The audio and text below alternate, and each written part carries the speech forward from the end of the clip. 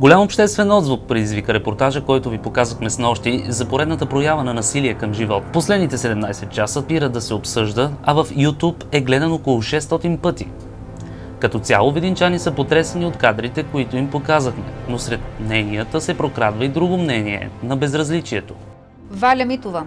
Ако всяка сутрин на зазоряване, отивайки до спирката пред ветеринарната лечебница, ви лаят и гонят глутница кучета, както се случва с чакащите автобусите там, сигурно няма да сте толкова загрижени за горките кучета, ще се загрижите за своята сигурност и безопасност. Това мнение обаче веднага бива оборено.